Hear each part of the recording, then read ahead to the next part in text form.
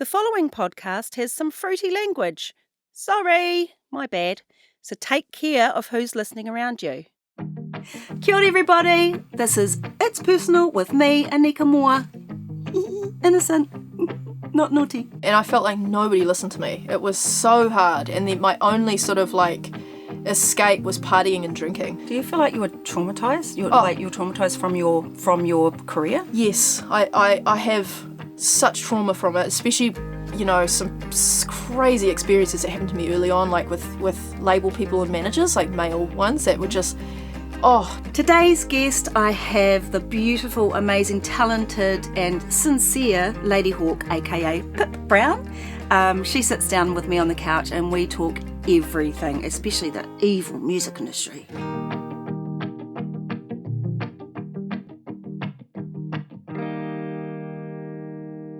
Pip Brown, you've been around. You've had how many albums? Four albums. Starting music on my awards, starting on your fifth, world tours, and then into motherhood with a lot of weird, crazy, kind of awful things in between, right? Yep. I just want to start from the start. This is what I do with all my guests, and just get a little idea of your upbringing being a les, being a gay in Masterton. Yep. What was your upbringing like, and have you always known that you were gay? Yeah, so Masterton, obviously, like, small town, sort of central East Coast, an hour and a half north of Wellington, for those of you who don't know where the Wairarapa is. Very beautiful, and I highly recommend going there. I'm a big fan. I go there all the time still. Anyway, I was like, I guess your typical kid of the 80s and 90s, except I was like very shy and reserved and sort of had all these internal like ambitions, but had this sort of, I was so shy. I don't think anybody outside of my mum really saw the potential in me, if you know what I mean. Yep. So yeah, like growing up, I knew I felt different to other girls, but I had no idea of what that meant. You know, I didn't know anything. Like, I didn't know about, you can just be a tomboy if you want to be, or you can express yourself however you want. You know, you can wear shorts and a t-shirt, you can wear whatever you want. There was none of that. It was like girls wear girls wear skirts and dresses and play with Barbies, and boys play with trucks, and I wanted to play with trucks and G.I. Joes and wear shorts and t-shirt, and I wanted to like run around the sand in just shorts. You know, I didn't want to wear like clothes. Play Atari and play Sega the Sega. Yeah, that was me. And my mum pretty quickly realised that I wasn't that type of girl. She knew, so she stopped trying to dress me at around age 7, and she just let me pick out whatever I wanted. My mum was, in her defence, she was very anti, and always has been very anti-war, anti-guns, so never let me have any G.I. Joes or any army figures because of that, and I was gutted. Yeah. I always wanted the G.I. Joes, but now I get it. You know, she just hated guns. She didn't like any depiction of war. So I guess entering into my teens, I got heavily involved in music. And that was my, I think that was my solace from everything. And that's where I really found myself. And that was like hugely thanks to my stepdad, who, you know, came into my life when I was about 11 or 12. He's an incredible drummer. He brought live instruments into the house. My mum was already a singer, played guitar, played piano. So we sort of always had that stuff set up in the living room. He had twin daughters who are the exact same age as me. So we would set up and jam in the lounge. I remember when sort of I was getting closer with my stepsisters, noticing how different I was to them as teenagers. Like, we were all the same age. They were beautiful, and like all the boys liked them. And I was friends with all the boys, but like the gangly geek. I was so gangly. Yeah, you and still dorky. are gangly. Yeah, and dorky, yeah. But I've always been like that, and just I remember sort of thinking, like, I just had no reference, you know. No one talked about anything to do with queer culture unless it was an insult. You're gay, you're a faggot. Yeah. Oh, she's a dyke. Oh, what a lessy. Like, would you get called that? Nah, never. Because I was like, no one ever thought that of me whatsoever. Like, I had like, I don't know what the stereotype would have been in people's minds, but I guess I didn't fit that. Yeah, I was like really long hair, Can I ask a question about the music and, you know, the potential? Did you yourself see the potential in you, even though you were shy and introverted? Like, Yeah. did you have the fire? I knew it was in me. Yeah. I've always had the fire. That's something that's always been in there. And I always knew I could do all these things. And in my brain, because my mum, this is going to sound bad and I'm just apologising, but I shouldn't apologise to men, but mum said I was born hating men. Because I literally, from as early as I can remember, was angry at the way boys were treated compared to girls, and the way my boy cousins got treated compared to me. And so I always had it in my head, I can do this better than the boys. I can play drums better than the boys. I can do this better than the boys. You know, I'm going to be better. It just in my head, was my... I can hear the headline now, Ladyhawke, man hater. Yeah, hates men. yeah. It'll be all over the newspapers. Wants the end of men. I just felt the injustice so young. Like I could see it. I could see the difference in how my mum and dad were. I could just see it, and it never felt right to me. No, keep fighting the fight. Yeah. So you're Philippa Brown, you're growing up Masterton, not knowing what being a homosexual is, loving music. When did you leave, and what was your passion? What were you going to do? Were you going to be a musician? Were you going to be famous? Were you going to be the front woman? Or were you the guitarist? Because I know you love your guitar and you're really good with guitar. Yeah, so funnily enough, my instrument was always drums. I was my research is wrong. No, you're right. But from the age of 11 to 18, I was a drummer at school. Wow. I drummed in everything. I was drumming in the Masterton District Brass Band, and I was playing percussion, so timpani, glockenspiel, everything. I was reading, drum and percussion music, and that was me. I was the drummer in every school assembly. Like, I would do drum solos at the beginning of each school assembly, like to, warm up the crowd. And the winner is...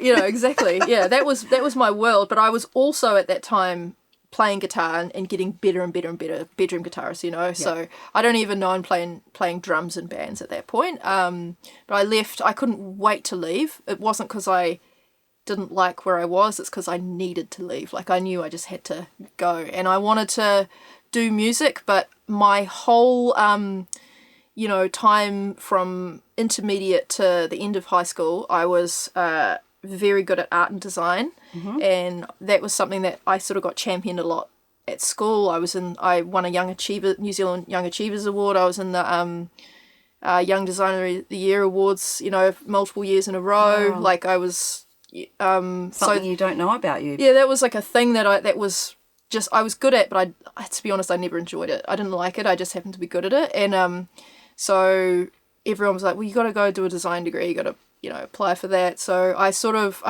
applied for the Wellington Jazz School and the School of Design, and I ended up doing a design degree. Wow. And I met like loads of cool people doing that, and that's how I started to become a shredder. So, yeah, shred. Yeah,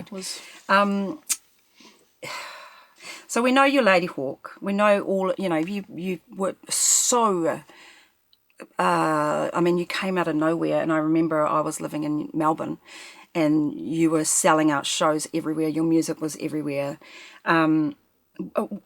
Firstly, how did you come up with the name Ladyhawke, and what did it entail to the end product? What did you have to do to get to the end product where you released that wonderful album? I guess it all started with that me becoming a shredder. Like I was just saying, I started this band called Two Lane Blacktop, and we were doing quite well, and doing tours of the States and Australia. It just fell apart. It broke up.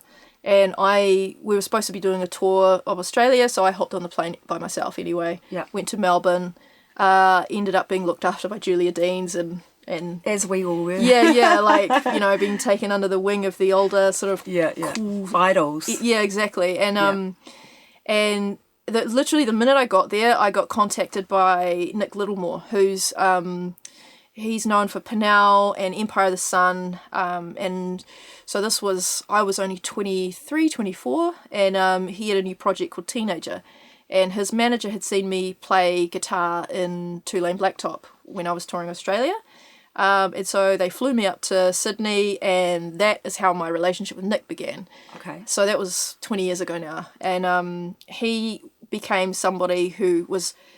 We had this crazy, like, I've always described it as like a soul connection, like soulmates, you know? Yeah.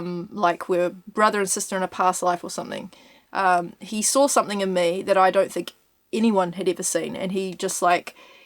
He became obsessed, and it was he just wanted me involved in everything, and me and him were like in our own little world, like making music and doing these like crazy DIY teenager shows. And it was through that I was just like playing. I was staying at his house in Sydney, and I was playing guitar, and I started singing a song, and he was like, "Oh my God, what is that?" He was in his room, and he ran out, and he was like, "We got to go to my mum's house and record it."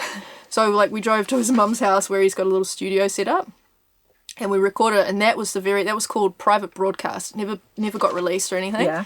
But that was the moment, like, I knew, and I went back to Melbourne because I was living in Melbourne. And I was like, oh, I'm gonna be a solo artist maybe, or maybe I'll make this body of work and get somebody else to perform it. I just didn't know. But yeah, so I literally Googled 80s movies. Got to Elle and saw Ladyhawke, and went, that's me. Yeah. So off the 80s movie Ladyhawke. Yeah. So you thought, I'll take on this persona Ladyhawke, but did you ever want to be the front woman? Because I know how shy you are. Yeah, no, I was, especially back then, I was like, I felt like I didn't think I was good enough. But Nick always was like, yeah, you are, you can do this. But we never think we're good enough. Nah, I know, and I think I don't think I would have done it had it not been for Nick's encouragement. Yeah. I really don't think I would have had the confidence, because he sort of built the confidence up in me to make me think I could do it. And then once I had those demos, so I had like a couple of demos. I did Back of the Van as well as just a rough demo with my friend Michael DiFrancesco, and I put them up on MySpace, and that's just when it all blew up. Yeah, like cool. It was just like from MySpace demos to then... just went crazy after that. Tell me about the ride ever since. I was so naive, and I didn't know anything about that side of the music industry. I didn't have anyone helping me when it came to that sort of side of things. I'd already signed a publishing deal when I was in Tulane Blacktop, and I had, unfortunately, without realising, taken on the debt myself of the band. Okay. So I was sort of stuck in this publishing deal with EMI, and there was one person at EMI who was, she was always really supportive of me. She was an A&R woman, and she hooked me up with a lot of amazing songwriters to, collaborate with. And it's funny, it's sort of expected of you to walk into these sessions and write music and just be like, turn up and just deal with That's what... hard. Because it's a stranger. You're walking into a room with a stranger, and I didn't know any of this. I just always made music with friends, and even with what happened with Nick Littlemore, we became besties, like really close. And so with him, it was never like that. It was friends making music. But then all of a sudden it was like, oh, there's all this hype around you. You've got to make a record. And I was like, okay, I'm going to, I want to make a record. That's my desire. And I was so excited about it. But it was just like... brutal. Some sessions were like, I got told I was shit. My just confidence got pounded into the ground. The point of them wanting you to sit down and write with other writers who may potentially had success with their writing is so that you write more pop hits, right? Yeah. And they had this vision of me. I'm now realizing as I feel like an adult now, because I certainly wasn't back then. I was mentally in a different place. I see that this sort of, I don't know, scrappy, feisty girl who wore like ripped jeans and, was a little bit disheveled Doc Martens, that wasn't what they thought the end product would be. I think they thought they could mould me into something different. Well, that's exactly what happened to me. Yeah, and I wasn't ever going to do that. And I found myself fighting, and I always felt like the baddie, like, oh, I'm difficult, because I don't want to do these things, Or you get called crazy. I got called crazy a lot because I knew what I wanted and they weren't willing to give it to me. Yeah, I think difficult was one that I got called. Difficult or know what you want. And it was because I didn't want to wear once signed these deals that were just horrific, I'd get stylists thrown at me, and then the stylists would turn up. There'd be the press was insane. Like I still think that first record run, it was 2 years of touring and press and promo, 3 years if you count the year I spent making it and traveling around the United Kingdom. I think it broke me potentially, and I nearly didn't come out with a second record at all. Yeah. Do you think you were part of a big company that just wanted to mould you into what they could sell? There were two. So I was part of a little cool indie label called Modular, who were owned under the umbrella of Universal. And so I was taken on by Island in the UK. So I was cool for the indie label, but then not mainstream enough for Island, and while Island supported me, I never fit into their mold, and I knew they grew unhappy with me, and the sort of stuff that would get thrown at me, the stylists, the editorials that I had to do, I never liked what they would turn up with, and I would always refuse. Like I would say to my publicist and my manager, please tell them not to turn up with dresses, heels. I'm not wearing that stuff. They would turn up with all that stuff anyway. And so I'd be like, well, I'm not going to wear that. You have to. No, I'm not going to wear that. I'm not a model. So songwriting, you're constantly being told you're useless. You're being told what to wear. Yeah. But you were just like, no way. And so in every possible way, they weren't treating you at all like a human. No, and I felt like nobody listened to me. It was so hard. And then my only sort of escape was partying and drinking. Honestly, I just disappeared into that world. Yeah. It just those years in London, I know now people call it the indie sleaze scene or whatever, that I just lost myself in that whole world, just clubs and dancing and partying and drinking. And do you feel like you were traumatized? You're traumatized from your career? Yes, I have such trauma from it, especially some crazy experiences that happened to me early on, with label people and managers, male ones that were just, it's still, I'm not going to say any more about it, but it was so traumatizing and so awful to go through. It traumatized my parents because it got to them as well. This is stuff that I'm still working through to this day, labels becoming aggressive towards me because I didn't sign with them. It was awful. I've had a lot of threats. I've had, all from label men and just people in the past that I don't know what I did wrong, but I didn't do what they wanted. So yeah, it's far out. It's been hard, and it nearly ended me and my career. I was ready to turn my back on it. That's why when people think, why did she make that second record? Because people slammed my second record when it came out. But I needed to make a dark record. I needed to make something that expressed how hurt I was and how angry I was at everything. And that record came out of those years of being, I felt like a workhorse, I was just never given a break. I was, the mental and emotional abuse I was suffering every day was just horrendous. You could have made a different album if you had have experienced a different... what can I say? Experience from working with these people, right? And there's no way to explain that to people. Someone can flippantly take something, a record, something I've poured all my heart into, and then just drag it in the press and say such awful things after you've worked so hard on something. It's so shit. And I've never understood that. I'm yeah, I get it, critics, whatever, but it's there's more behind it than and what led me to that point was something quite awful. So that's what came out. I understand your mamai around that because I've been slammed too, but I always had that thought of, I just don't give a fuck what you think. I don't care. This is me. Take it or leave it. Bugger off. See, it took me a while to get to that place. I was just I guess I've always been a people pleaser. And there were these two sides of me fighting, the people pleaser and then the sort of the punk inside me that was just like, fuck you. But then I was like, but music is everything to me. Yeah. I can't let these people win. You know, I have to keep doing this. Yeah. Like, yeah. Yeah. Did it make you want to give up? Yeah, hundreds of times, still to this day. Yeah. It's so hard because now I'm like facing other things like, oh, I'm in my 40s, I'm a mum. You know, am I relevant anymore to anyone? Does anyone give a shit what I do? Like, you can be a toe of a man. You can look like a foot with a beard. Yeah. And be 48 Be a and CEO.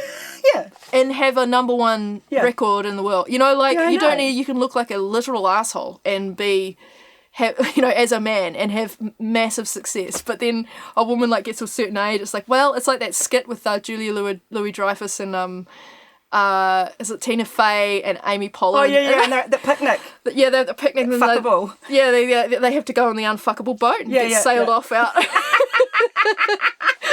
It's like, that is the perfect analogy. And we've been through this, and we think about it, and you know, I think about it every day. Am I relevant? And I'm still writing, and I'm still doing what I love. But I'm like, oh fuck, I've got 4 kids. I've got to do this. I've got to do that. How can I appear to be a songwriter anymore? Yeah. But we have to refuse that rhetoric because we're musicians. Yeah, no, totally. You're Ladyhawke. I'm A Moa.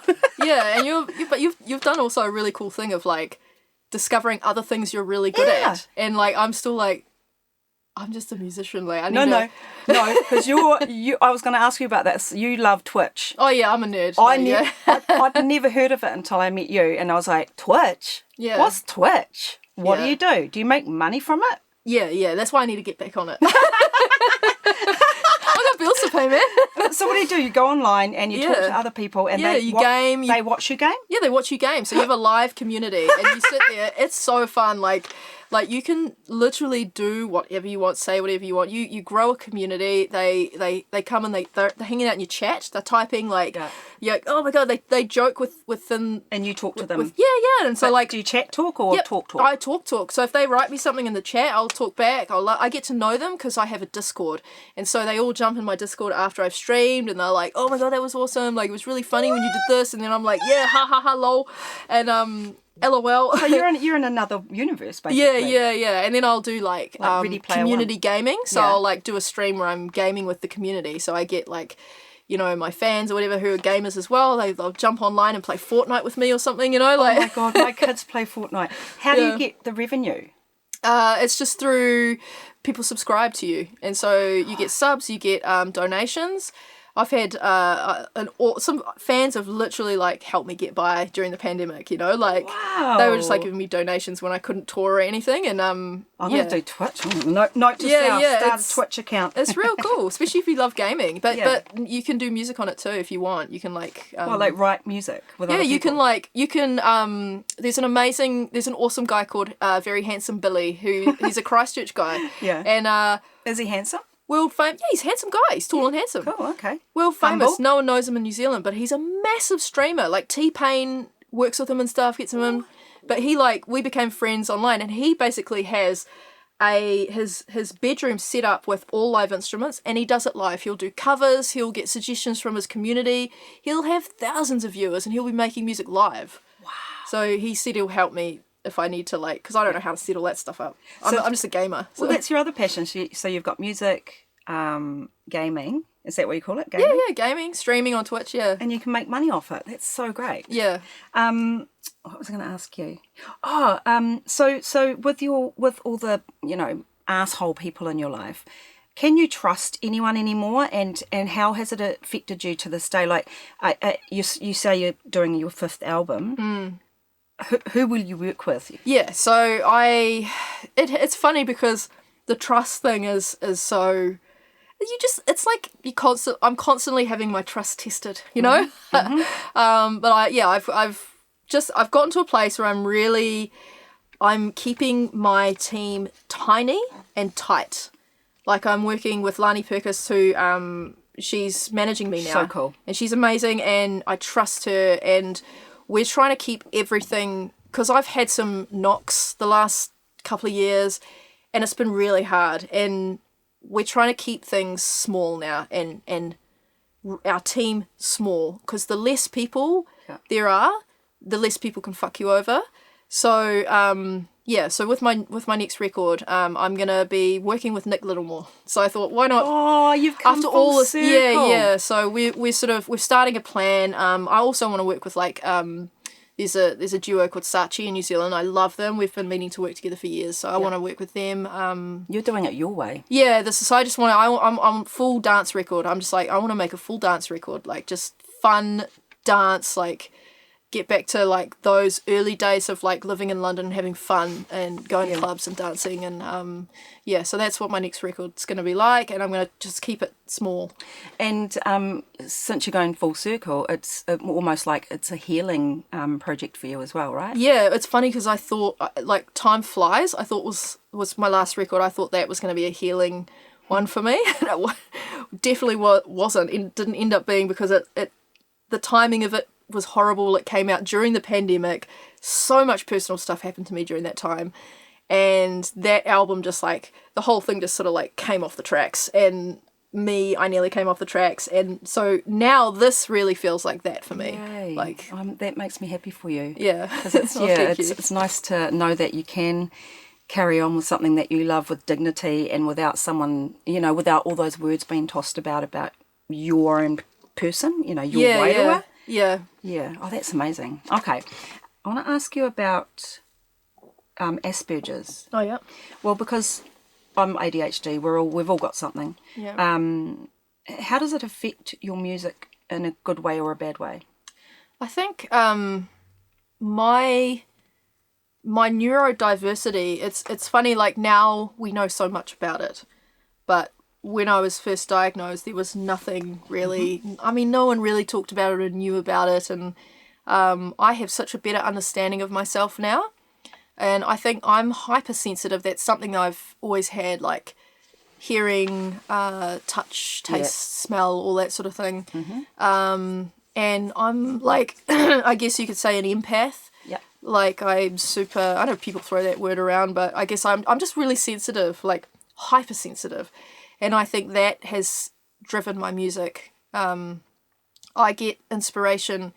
A lot of people think as a musician, you get inspiration from music, from other music. It's not really ever been the case for me. I get inspiration from films. Wow. Yeah, so I'll watch a film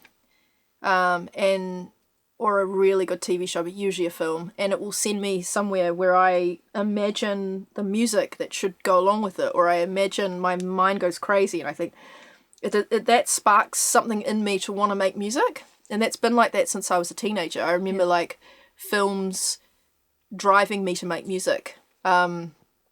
Everything from like, I remember watching Natural Born Killers when I was a teenager. Such a dark movie, it was so great, and I was just like, just in my head, I could just, the colours that were popping, the like what it sort of provoked in me was like, get on the guitar and make some music, like just play, and so it's never changed. It's always been like that. Do people see you differently? I mean, did people see you differently when you said, I've got Asperger's? Like, I sort of wished I'd never said anything about it. I really did, because it was like that became the only thing people wanted to talk about. Yeah. And I was always like, I'm like, there's so many other things. I have depression. I have severe anxiety, like I'm also real funny, like I'm goofy. Are you funny? I'm a dork, like, How does the anxiety, let's not talk about Asperger's then. How does the anxiety happen, and have you had it all your life? Now that yes, I have, because now I understand what that was when I was younger. Like me thinking I had asthma and going, and like mum telling me to breathe into a paper bag. Wasn't asthma, it was anxiety. Hello, anxiety. It was a panic attack, but no one knew what those were back then. No one knew about anxiety. And do you know how to regulate yourself now? Yeah, well, I'm on really great meds now, so. Same. It's changed my life and my therapist as well, like. Just having this relationship with a therapist who was able to talk to my GP and figure out a plan for me. Yeah. That changed my life. Like having that sort of, that thought and insight and understanding my brain and then explaining it to me in a way that I understood, like, oh, my serotonin isn't being made properly. In fact, I don't have any. You know, it's gone. It's depleted. Do you know? Because I know your therapist because I used to see them, and they actually drew a massive like a mazy map for me. Yep. That absolutely made me understand. I've got the diagram too. Have you? I've still got it. Yeah. It really helped. And it opens your eyes, doesn't it? It's just like, and you know, the fact that my brain was going into panic mode multiple times a day, so it would make my brain produce adrenaline, which I was like always on this fight or flight mode. Just understanding all of that stuff changed my life. So now I'm just different. It's I know medication doesn't work for everybody. I know people who have tried it and it's done nothing. But for me personally, I'm never looking back. I can think clearly. Like, it's not the chaos in my brain it used to be. Like, I can process normal things, like something like my daughter having a cough. You know, old me would have gone into hysterics about, oh my God, what is it? Like, but now I'm like, oh, it's a cough. So we've talked about your extremely challenging career. Has there been some really, really, really good moments? Oh, there've been like so many good moments. Like I remember I was doing a tour with the Ting Tings. Do you remember the Ting Tings? That's not my name. Yeah. And it was such a fun tour, and it was a tour around the UK. It was like 2009. And it was a massive tour, and they booked me before my career exploded, you know? Yeah. So at this point everything had blown up, and it was crazy. Like, the whole tour was just like me realizing all of a sudden I was on a different level. Yeah. And I remember the last show was in London, and something had happened to the venue. Like, it had been raining and something shorted out and all the power went out. And so people were like chanting and no one could go on stage. And I was standing in my green room and my managers walked in and they had something like rectangle shaped wrapped up. And they were smiling and they were like, we thought it was a good time to give you these. Oh. And they gave me gold records. Yay. Yeah. And I was like, I'd never seen anything like that in my life. And I was just like, what? Aww, yeah. And it was like, yeah. And I've never forgotten it. And they were like, you know, you deserve this. Like, congratulations. You did. And then you do. Yeah, it was just such a, I've never forgotten that. And then another real amazing high point for me was playing the John Peel stage at Glastonbury. Yeah. And, like, I'd played it a few times, and not the John Peel stage, but I played Glastonbury a few times, and then I managed to perform on the John Peel stage. Is that a prestigious stage? I've never been. I don't even know anything about John Peel was like this really iconic Radio 1 DJ who just champions so much music and was an insane legend, and, you know, passed away, and he had this John Peel stage in his honour, and it was just a sea of people. Like, I just couldn't see where they ended, and I was tearing up on stage. Like, I was so overwhelmed. There were people holding up inflatable sheep, like going, yeah, like, go Kiwi, you know. New Zealand flags were being waved. Inflatable sheep, of all the things. Yeah, it was. Could have been an inflatable kiwi. I know, but it was a bloody sheep. It's like, probably couldn't get an inflatable kiwi in the UK, but and you were there, you'd made it, you'd arrived. Yeah, it was really cool. I mean, love that for you. Yeah, there have been tons of moments like that in my career, but those are two that stick out. Yeah. What's one of your favourite songs of yours that you're really, really proud of?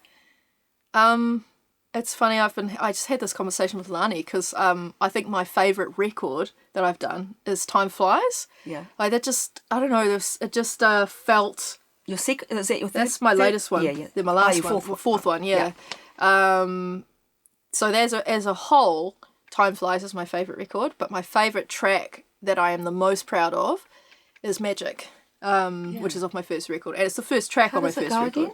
Again? It's like, it starts with a very 80s, like, arpeggiated synth, and it's like, I'm not going to sing it. Can you sing it a little bit? Because I know it, but I just need to refresh it. One journey for you and it's worth it. Yeah. One moment for me and it's magic. I can't even remember my own lyrics. Yeah. That's the one. Yeah. 'Cause That's a good song. I just remember me and Pascal, I worked with this guy called Pascal Gabriel. He was one that I got paired with that was a good story that ended up, like, he's from Belgium and he moved to London in the late 70s, and he's just this like really kooky sort of ex-punk from Belgium. Almost like a Daft Punker. Yes, right? He was in S Express, who were huge in the UK. They looked massive hit, and then he was just like this really cool sort of producer that had a studio right in the heart of London. Yeah. And I just remember me and him, just the two of us sitting, like, I remember sitting on the ground in his studio, and I was like, oh, I just have this idea for a song. It's got this like cool sort of arpeggiated synth, and I got up on the microkorg and play it just literally. Yeah. That's it. Yeah.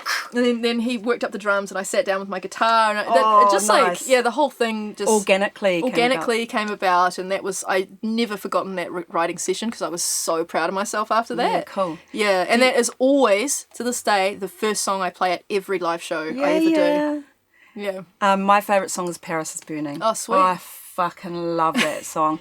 What I love about it is the suspended chord in the chorus. Oh, the suspended chord. Ding, ding, Look at you knowing about suspended chords. Yes, well, I am a music geek after all. I don't know those things. Heart is yearning, Paris is burning, Paris is burning. Yeah. It's there. Yep. And it just does me every time. I'm like, yeah, Paris is burning. Yeah. But also the video clip. Oh, yeah, Great. yeah.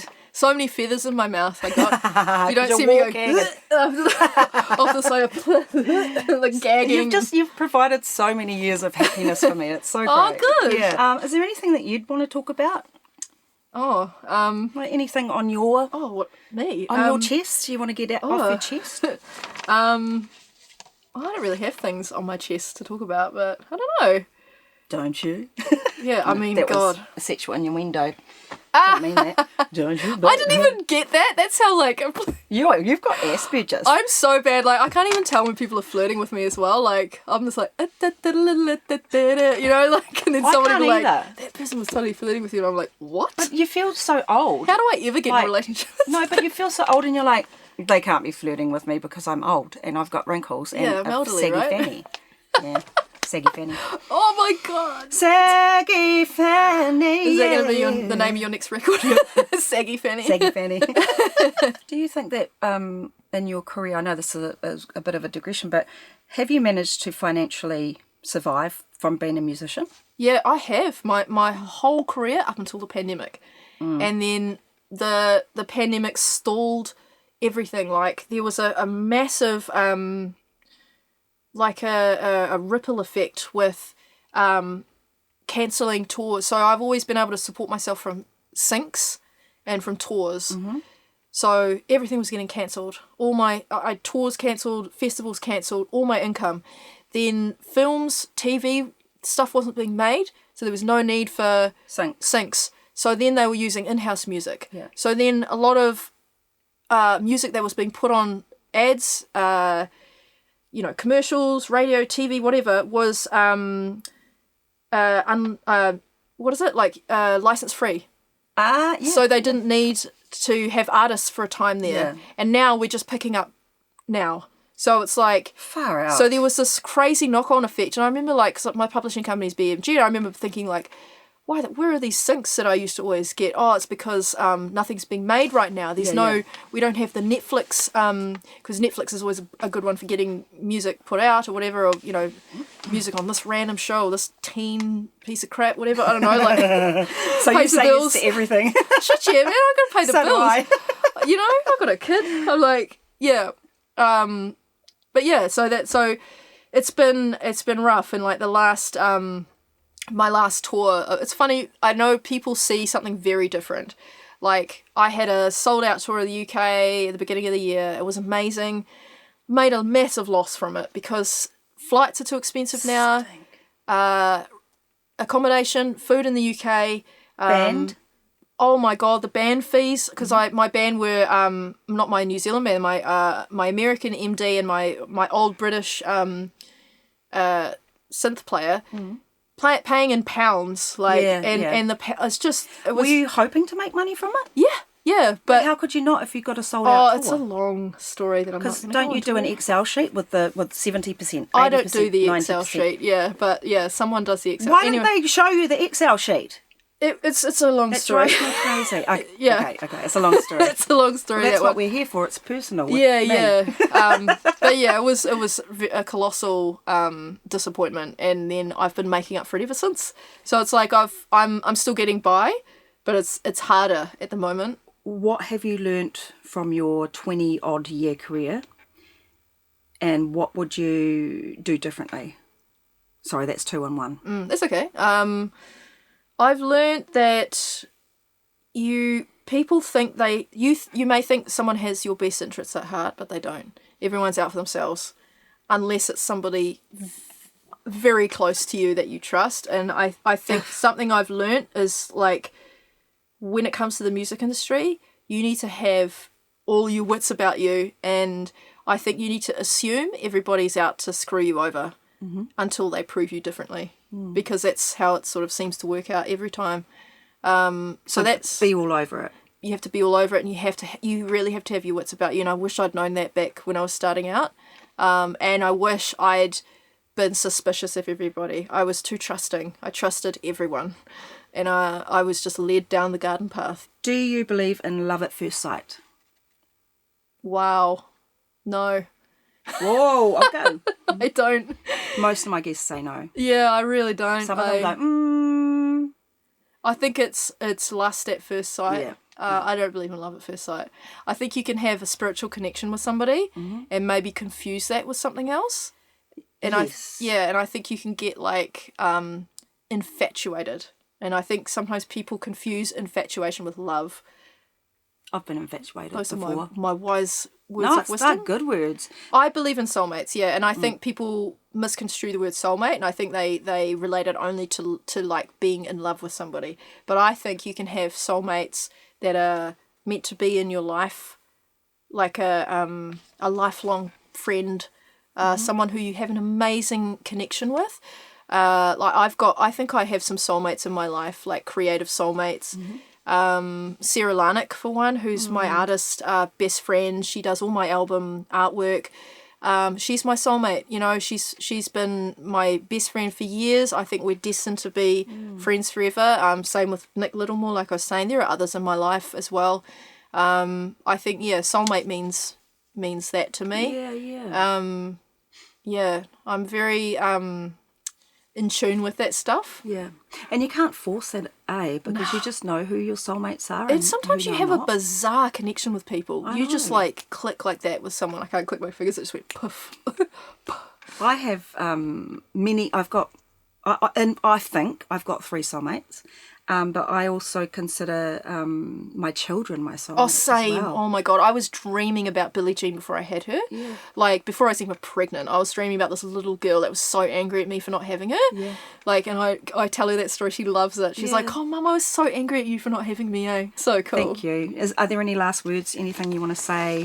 Yeah, I've just, I really do want to say that I've got this great idea for a show. What is it? So it's me. Yeah. And I'm obsessed with the paranormal, and I really want to do a paranormal investigation show, and I want to get a paranormal team together and like... What, not like Wellington Paranormal, like No, like no, ones like you seen on a Instagram. live...